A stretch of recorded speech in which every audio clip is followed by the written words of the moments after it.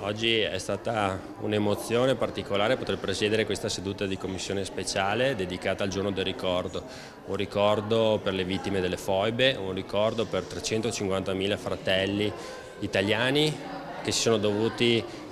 andare via dalla propria terra abbandonando tutto per una pulizia etnica portata avanti da un criminale, il criminale Tito, che purtroppo rimane ancora iscritto come cavaliere di Gran Croce della Repubblica Italiana, un'infamia che va sicuramente corretta. È stata una giornata di passaggio di testimone di questo ricordo, perché abbiamo avuto il piacere di ospitare 3 scolaresche proprio in aula del Consiglio regionale ed è a loro un po' che viene passato questo testimone affinché questa vicenda, questa tragedia italiana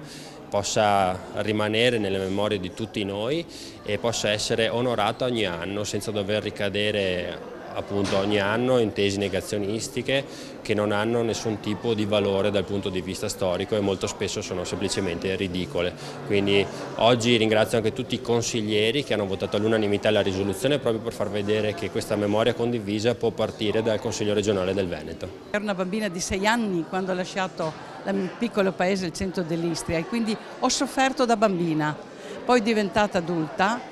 l'età che aveva mia mamma quando ha lasciato tutto. Ho sofferto da adulta, ma ho capito che mia mamma e i miei genitori avevano lasciato tutti i beni materiali per dei valori molto forti, come la pace, la libertà, la democrazia. Ai giovani